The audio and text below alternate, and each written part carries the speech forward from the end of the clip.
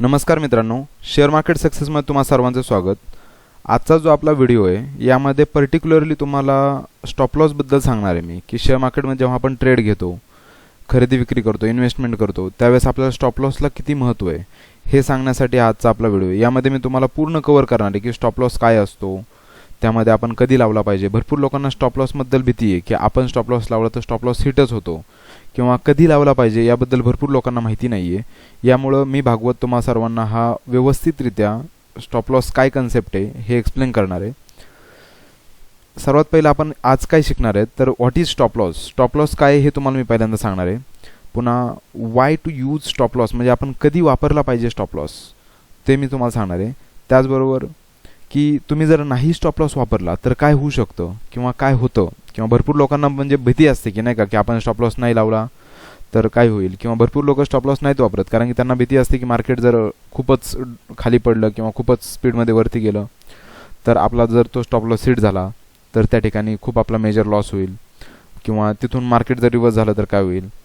आणि त्याचबरोबर सर्वात महत्त्वाचं आहे की भरपूर लोकांना माहितीच नाही की स्टॉप लॉस कसा पुट केला पाहिजे, म्हणजेच कसा ठेवला पाहिजे. जर आपण 100चे शेअर्स घेतले तर लगेच काही लोक असतात की 99.80ला म्हणजे 99.80 वरती स्टॉप लॉस लावतात. 20 पैशाचा स्टॉप लॉस, 5 पैसे स्टॉप लॉस, अशा भरपूर चुका करतात. त्या कोणत्या केल्या पाहिजेत व्यवस्थितरित्या. जे काही चुका आहेत, चुका हे प्रत्येकजणच करणार आहे, पण त्यातली त्यात जर कमी चुका केल्या आपण तर त्याचा बेनिफिट आपल्याला खूप असतात हे मी तुम्हाला सांगणार आहे. त्याचबरोबर राईट यूज कसा करायचा स्टॉप लॉसचा हे मी तुम्हाला सांगणार आहे.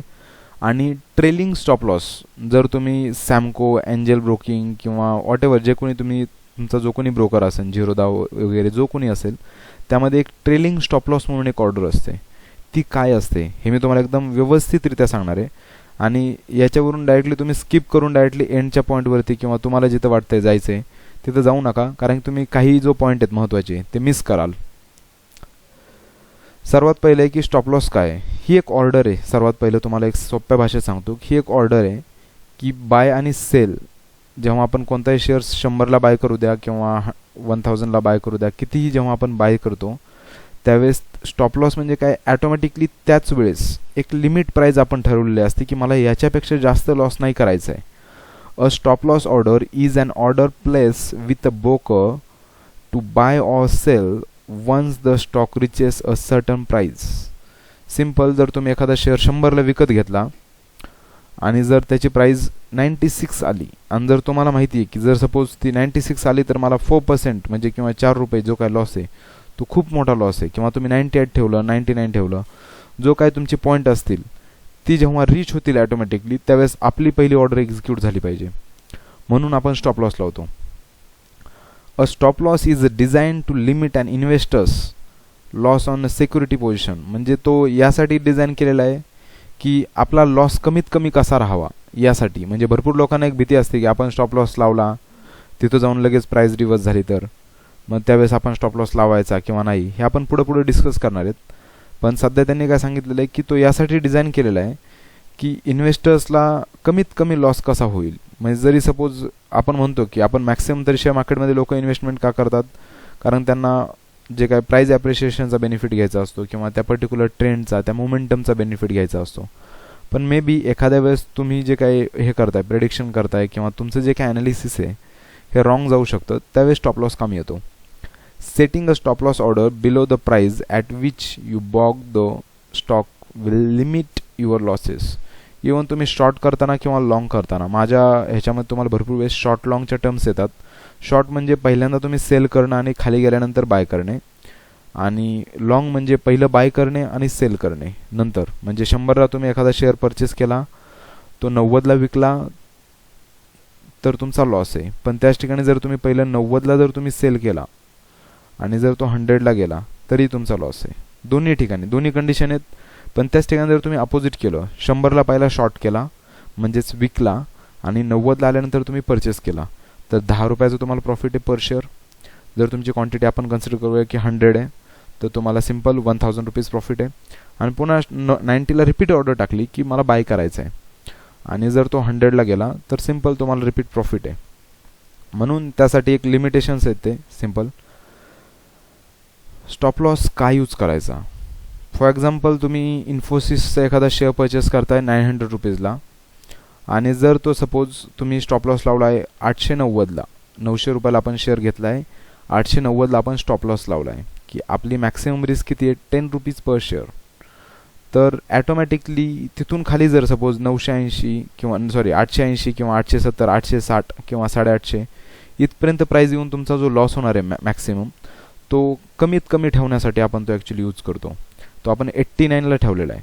म्हणजे 10 रुपये लॉस चालेल, पण मला 50 रुपये लॉस नको आहे, यासाठी आपण स्टॉप लॉस लावतो. इवन शॉर्ट करताना कसं असतं की तुम्ही जर 900ला शॉर्ट केला आहे, या ठिकाणी जो 900 आपण इथं प्राईस दिसते, जे 900ला शॉर्ट केला आहे तिथं स्टॉप लॉस उलटा असेल. जेव्हा आपली खाली प्राईस जाईल त्यावेळेस आपला बेनिफिट असतो, म्हणजे 910ला आपला स्टॉप लॉस असेल. सिम्पल, एक्झॅक्टली उलटा असतं. बरोबर. पुढचं आहे की जर तुम्ही स्टॉप लॉस नाही लावला तर काय होऊ शकतं. What happen when we don't use stop loss. म्हणजे जर सपोज की तुम्हाला मी ऑलरेडी सांगितलं की 900ला तुम्ही परचेस केला आहे आणि जर तुम्ही 850पर्यंत घेऊन आलात तर तुम्हाला डायरेक्टली 850 रुपीज, म्हणजे 50 रुपीजचा डायरेक्टली लॉस असणार आहे. बरोबर. पण इथं जर तुम्ही 10 रुपीजच जर लॉस ठेवला तर तुम्हाला 40 रुपीज तसाही प्रॉफिट आहे. तुमचा लॉस नाही झाला म्हणजे काय, तर प्रॉफिटच आहे. आणि तुम्ही 850ला जेव्हा रिपीट एंट्री घ्याल, जेव्हा तुम्हाला दिसेल की मला आता लॉंगला जायचं आहे, रिपीट आहे त्या पोझिशनला जरी प्राईज आली ना तरी तुम्ही प्रॉफिटमध्ये असता कंटिन्युअसली. आता सर्वात पहिले मी तुम्हाला दाखवतो या ठिकाणी की आपण स्टॉप लॉसच्या ऑर्डर कशा एक्झिक्यूट करतो. म्हणजे सर्वात पहिले आहे की प्लेस ऑर्डर. या ठिकाणी आपण ॲक्सिस बँकचं एक्झाम्पल घेतलेलं आहे. लिमिट आहे 143, म्हणजे समजा साधारणतः 424.65 जेव्हा मी स्क्रीनशॉट काढला होता त्या दिवशीची प्राईज आहे.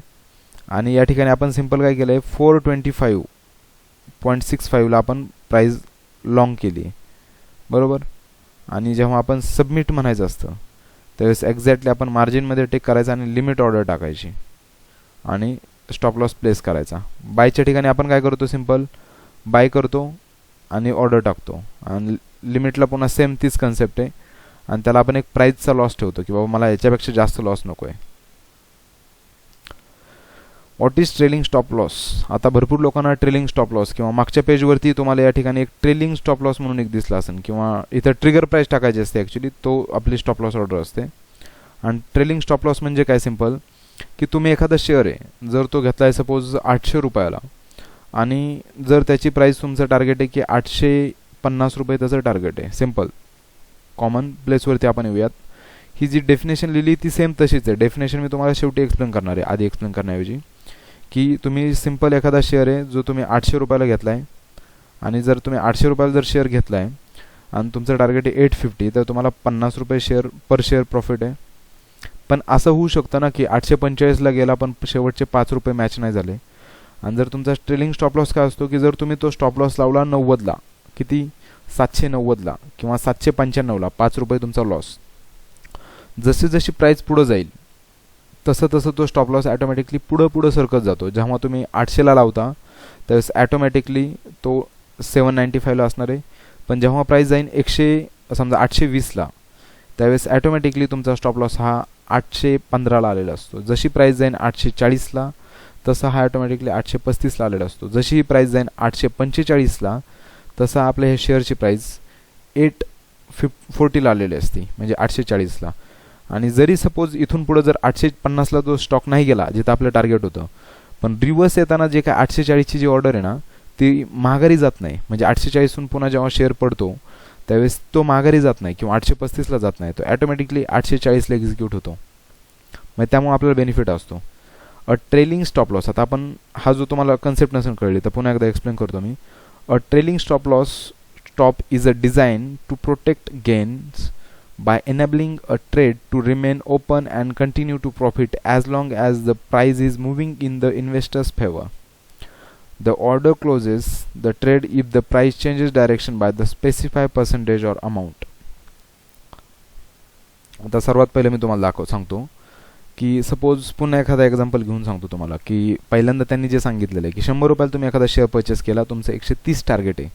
800मध्ये जर तुम्हाला लक्षात नसणार तर 100मध्ये भरपूर लोकांना हे कॉमन एक्झाम्पल लक्षात येतं की 100ला तुम्ही शेअर परचेस केला आहे, तुमचं 150 रुपये टार्गेट आहे.